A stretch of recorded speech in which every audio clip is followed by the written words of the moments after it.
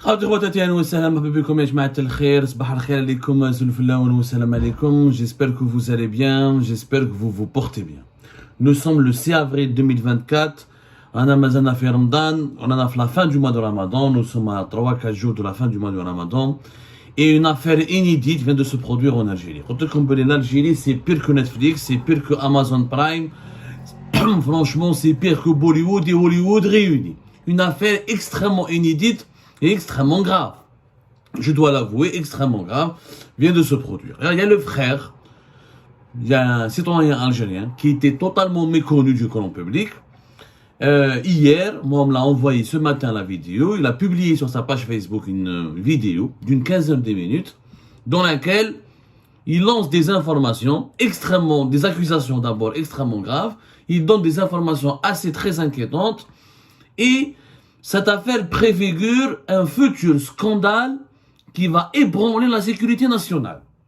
Je lance un avertissement. Il faut que les autorités suprêmes de l'État, la présidence de la République, le ministère de la Défense nationale interviennent dans l'extrême urgence pour d'abord démêler le vrai et du faux de cette affaire, pour faire preuve de transparence et de rigueur, et pour rétablir la vérité et pour rétablir le droit de celles et ceux qui sont directement impliqués dans cette affaire et qui se disent victimes d'un acharnement, d'actes de torture, ou là de mauvais traitements, ou la victime d'une machination judiciaire, parce que il ne s'agit pas de n'importe qui.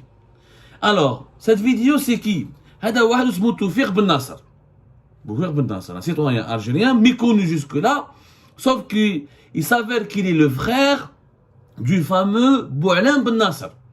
Le colonel Boualem Ben Nasser, dont nous avons parlé à maintes reprises في Algérie Part. Le colonel Boualem Ben Nasser, rappelez-vous, c'était l'ancien consul d'Algérie à Alicante et il était l'un des cadres dirigeants de la direction de la documentation et de la sécurité extérieure durant 2017 jusqu'à quand même 2021. Cet ancien consul d'Algérie à Alicante et membre éminent des services secrets algériens a été rappelé au pays vers 2021 parce qu'il a été, nous l'avons dit, nous l'avons sorti l'information. Au départ, ça a commencé avec l'affaire Boualem. Le conseiller à la présidence de la République, le bras droit du président de la République. D'après nos informations, à l'époque, Boualem Ben Nasser, on lui a demandé de faire un faux témoignage afin d'accabler le fils de Boualem et pour impliquer Boualem et son fils dans une affaire de trafic de drogue, de stupéfiants, de transfert illicite de devises et de détournement d'argent. Lui, il a refusé de faire ce faux témoignage et il s'est embrouillé avec les éléments de la direction centrale de la sécurité de l'armée à l'époque du général Sidi Ali Ouzmilli. Il a été écarté, ils l'ont écarté de la DDSE, bon, jusque-là, on aurait pu penser que c'est une affaire de guerre de clans, etc. Sauf que Boualem Ben Nasser réapparaît plus tard dans la fameuse affaire du procès du réseau des officiers comploteurs pilotés par l'ancien lieutenant-colonel de la DDSE, Tarek Amirat, qui était, rappelez-vous, l'ancien chef du bureau de sécurité de 2017 à 2019, le bureau de sécurité de l'ambassade d'Algérie à Paris, et qui était l'un des plus proches dans la famille Slimane Amirat, Marouf, Moudjahid Kbir ou ancien compagnon de Mohamed Boudiaf, qui est mort juste après d'ailleurs l'assassinat de Mohamed Boudiaf des années 90, de chagrin et de détresse et de dépression, mais qui est l'un des figures notamment de la Fédération F1 de France, Slimane Amirat Marouf, Oulidoul Tarek Amirat. Il a fait carrière au sein des services secrets. Il se trouve qu'il est à la tête, il est accusé par le tribunal militaire de Blida dans une affaire totalement rocambolesque qui est digne d'une série. Elle-même, cette affaire, il y avait, Algérie Pat était le seul qui en a parlé de 2021 à 2022. On était le seul à dénoncer qu'il y avait un réseau d'officiers au sein de la DDSE, du renseignement extérieur algérien, et au sein de la sécurité militaire algérienne, la DCSA. qui complotaient, qui abusaient de leur pouvoir, abusaient de leur fonction pour voler des rapports ou là, des informations classées secret défense ou la secret d'État, pour ensuite préfabriquer des faux rapports basés sur des informations bidonnées, qui manipulaient, qui falsifiaient des faits pour provoquer, pour enclencher sciemment ou là, délibérément des enquêtes à charge contre des conseillers de la présidence de la République, contre un certain nombre d'officiers militaires de l'institution militaire de l'armée nationale et populaire, contre un certain nombre de ministres et membres du gouvernement. Ils ont voulu faire tomber plusieurs grosses têtes de l'État parce qu'ils voulaient les remplacer dans leur poste par des personnes issues de leur entourage personnel, dans le cadre d'un agenda diabolique et machiavélique qui était de monopoliser le pouvoir et de devenir le nouveau clan qui règne en maître en Algérie. C'était le lieutenant-colonel Tarek Amirat, accompagné de plusieurs officiers au sein de l'enseignement extérieur et d'autres officiers au sein de la direction centrale de la sécurité militaire. Maintenant, le frère de l'ancien patron de la sécurité militaire, de la direction centrale de la sécurité militaire, général-major c'est Ali Oulzmeli, Omar Oulzmeli, Zid, un certain nombre, presque une dizaine de personnes impliquées dans cette affaire. Le lieutenant colonel Amirat, il a été emprisonné, placé sous mandat de dépôt à partir du mois d'août 2022. La DGSI de la caserne Antar, le fameux centre opérationnel, le CPO, le fameux centre des opérations principales dans la DGSI de l'enseignement intérieur, c'est lui qui avait mené l'enquête. Et on attendait le procès. C'est dans ce dossier, il y a Bouanan Ben Nasser, l'ancien consul d'Algérie en Espagne. Il est réapparu comme étant le témoin, le principal témoin de cette affaire. C'est lui finalement qui avait permis au renseignement extérieur, c'est lui qui avait permis au renseignement intérieur, à la DGSI, de trouver tous les éléments fondés, toutes les preuves à charge qui ont mené vers des perquisitions et des arrestations, notamment de Tarek Amirat et d'un certain nombre de ses compagnons, d'autres anciens supérieurs, officiers supérieurs de Tarek Amirat, ou d'autres de ses collaborateurs ont été placés sous contrôle judiciaire, d'autres ont été auditionnés, placés en garde à vue, ensuite remis en liberté, et d'autres ont été placés en détention. Il fallait donc les juger, ces officiers comploteurs, pour l'extrême gravité de leurs actes. Ils ont volé des informations, ils les ont manipulées, ils les ont falsifiées, ils les ont fait diffuser sur les réseaux sociaux, sur YouTube, ils ont manipulé des médias installés à l'étranger. Ils auraient même fait parvenir des informations fausses mais dangereuses, c'est-à-dire avec 10% de part de vérité, 90% de falsification des médias étrangers, situés dans des pays hostiles à l'Algérie, juste pour faire tomber des grosses têtes, des généraux, des conseillers à la présidence, ou là, d'un certain membres du gouvernement. Le principal témoin, c'est Bouanan Ben Nasser. C'est lui qui était un ancien de la DDSE, ou il y a Tarek Amirat, ou il y a les gens, je mets la DDSE, ou je mets la DCSA qui sont impliqués dans ce scandale. Le procès devait avoir lieu fin du mois de février. Il a été reporté au 3 mars. Le 3 mars, il a été reporté encore une fois. L'audience n'avait duré que 10 minutes. Algérie Part, on en avait parlé dans une vidéo que nous avions publiée le 5 mars 2024. Auparavant, l'affaire Hadi, attention, il y a trop de manipulation parce qu'il y a Hicham Aboud depuis Casablanca. Il était en train de défendre Bouanan Ben Nasser ou de Khalfia Saïd Chengriha.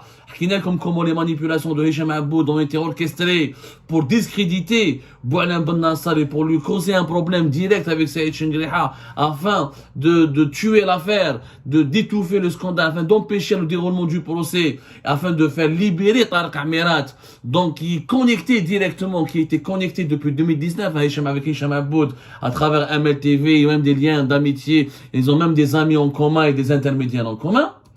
Et qui le procès n'a jamais eu lieu. L'affaire s'est L'affaire n'a jamais été lieu. L'affaire n'a jamais eu lieu. Ou jusqu'à hier, il قل توفيق بن ناصر يخرج sur les réseaux sociaux. Mom l'a envoyé la vidéo des sources depuis Alger, le chauffeur Abdou, avec le frère de Bouanan Ben Nasser, ce qu'il est en train de dire. Toufer Ben Nasser, il raconte que son frère a disparu et qu'il est maintenant en état d'arrestation et qu'il est placé on ne sait pas s'il est en détention, on ne sait pas s'il est en garde à vue, dans un centre qu'il a refusé de nommer. Toufer Ben Nasser, je ne sais pas où est-ce qu'il est. Il fait référence à un centre, en tout cas, de détention, où là, peut-être il est en garde à vue, on ne sait pas où est-ce qu'il est. Il dit que mon frère est victime d'un acharnement. Il a montré des menaces de mort. Le Toufir Ben Nasser, la vidéo est sur Facebook. C'est pas moi, Algérie Park qui l'affirme. Moi, je ne suis pas en train de vous dire quoi que ce soit. L'affaire, encore une fois, c'est son propre frère qui le dit sur les réseaux sociaux. Il a montré un message où en arabe, ils l'ont menacé de mort, ils ont pris en photo leur maison familiale parce que Boualem Ben Nasser, il a un certain nombre de frères. Il a apparemment des frères qui sont au sein de l'armée, il a un frère au sein de la police, ou il a un frère qui est ouvert Ben Nasser, qui est un opérateur économique et qui serait apparemment en ce moment installé à l'étranger. D'après les dires, encore une fois, de l'intéresser lui-même dans une vidéo d'une quinzaine de minutes sur les réseaux sociaux. Il menace indirectement, il dit que voilà, mon frère risque d'être placé on lui veut absolument des interventions d'en haut, notamment au sein de l'institution militaire, essaye de lui faire coller absolument une affaire pour l'emprisonner. Et c'est tout faire Ben Nasser, il parle d'un complot contre la présidence et contre la sécurité nationale.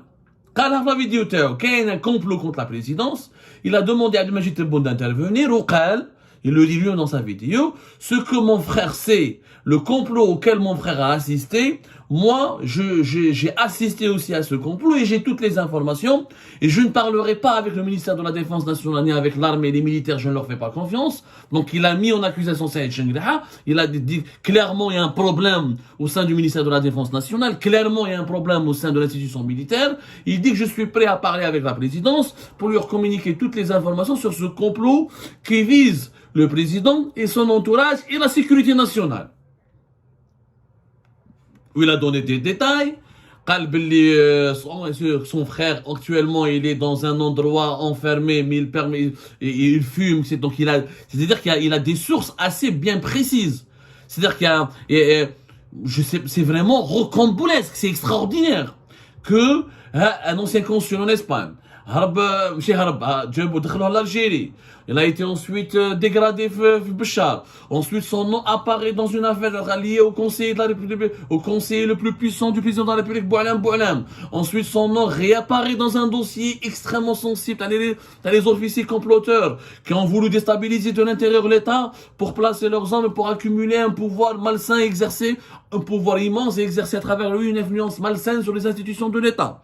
Et là, son propre frère parle sur les réseaux sociaux, sur Facebook, depuis l'étranger, pour dire que mon frère est en danger, qu'on veut lui coller une affaire, qu'on veut le faire taire, que le procès n'a jamais eu lieu, qu'en tant que témoin, on a tout fait pour exercer des pressions sur lui pour qu'il ne témoigne pas. Il a même mis en cause Hicham Aboud, comme nous l'avons fait. Hicham Aboud n'est pas notre porte-parole, qui lui a donné des informations sur le procès. Et visiblement, on a instrumentalisé Hicham Aboud pour saboter le procès, une mission qui a été réussie. Voilà. Parce que le procès du lieutenant-colonel Tarek Amirat et des autres officiers comploteurs n'a pas pu avoir lieu. Et maintenant, c'est le témoin, qui était témoin de partie civile, qui était témoin à charge dans un gros scandale, qui devient lui-même soupçonné et potentiellement inculpé dans un autre scandale. Lequel? Mala Benesh. Est-ce qu'on veut nous faire croire que Hicham Aboud et Ben Nasser ils sont liés et que c'est lui qui lui donnait des informations, ou là c'est MRDZ ou Ben Nasser sont liés? On n'en sait rien. Pour le moment, Ben Nasser n'a pas voulu donner des détails. On va essayer d'enquêter sur cette affaire, mais ce qui est grave, c'est que Ben Nasser a parlé d'un certain dossier sensible. Mais est-ce que vous savez qui sont les Ben Nasser? C'est ça ce qui est grave. Les Ben Nasser ne sont pas n'importe qui. Boualem Ben Nasser, ou là Toufir Ben Nasser, ils sont les enfants de qui?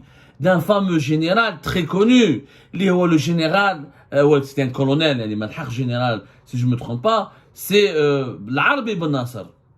L'Arbi Ben Nasser, c'est quand même pas n'importe quoi. Enfin, il était général. L'Arbi Ben Nasser.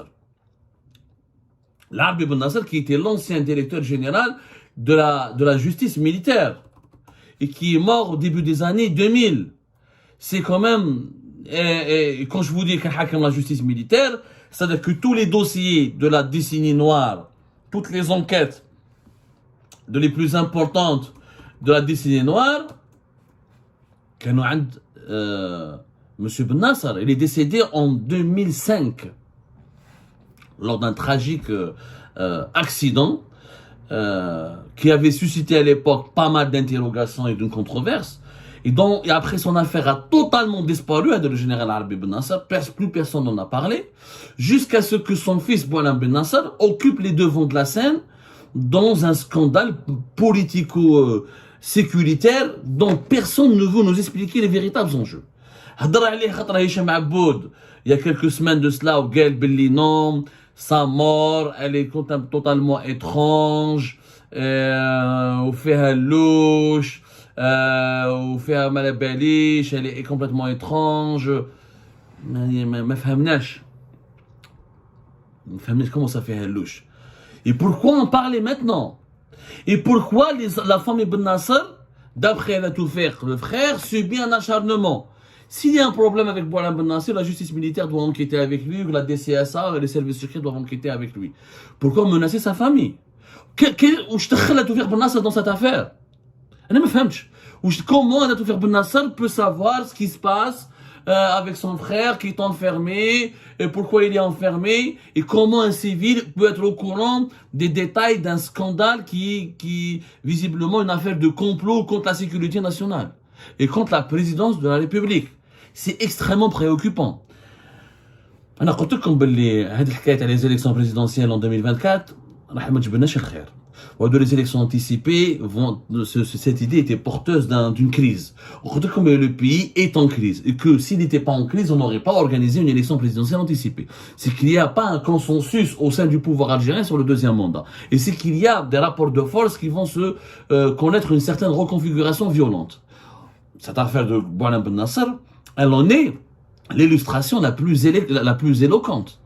Là, nous avons le fils d'un ancien haut gradé extrêmement important au sein de l'armée,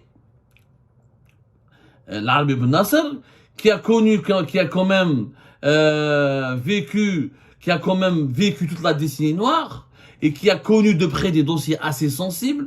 Il est mort, depuis sa mort on n'en parle plus, 20 ans presque plus tard, son fantôme réapparaît et ses enfants commence à dénoncer une machination, un scandale, un acharnement et des mauvais traitements.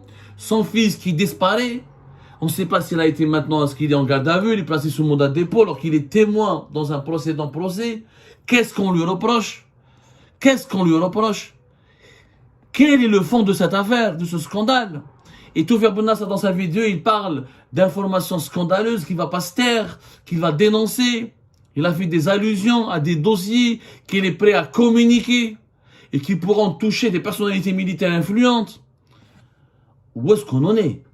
يعني أنا نقولها لكم هذه l'affaire, c'est l'une des affaires les plus graves et les plus inquiétantes, et je soupçonne que derrière cette affaire, on va vivre prochainement un scandale inédit qui pourrait malheureusement ébranler la stabilité de l'Algérie. Parce que quand la famille d'un ancien général extrêmement important qui a dirigé pendant un nombre d'années très important la justice militaire, s'il y a un déballage qui va se mettre en place, c'est que j'ai l'impression quand même que certains squelettes vont quitter le placard, vont sortir de leur placard. ربي يجيب الخير على الجيري. ربي يجيب الخير بلادنا ولا راهي رايحة. Moi je l'ai dit, j'ai peur pour mon pays. J'ai peur pour mon Algérie. Si les autorités suprêmes de l'État n'interviennent pas pour mettre de l'ordre et d'arrêter ces acharnements, comme le disent les victimes, et ne fassent pas une preuve de transparence. C'est un communiqué du ministère de la Défense nationale, Boualem Ben Nasser, qui apparaît dans plusieurs affaires au cours de 2 dernières années.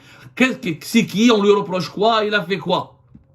On n'est plus dans le secret défense, puisque son frère parle sur les réseaux sociaux, Hicham Aboud يهدر منا, on est obligé de faire des enquêtes et de lutter contre la désinformation et de protéger notre public, notre opinion publique nationale et l'intérêt général de notre pays contre les manipulations de la désinformation. À un moment donné, il faut absolument faire preuve de transparence. Et il faut absolument nous expliquer qu'est-ce qui se passe avec la famille Ben Nasser. et pourquoi certains éléments troublants qui habitent à l'étranger parlent en leur nom.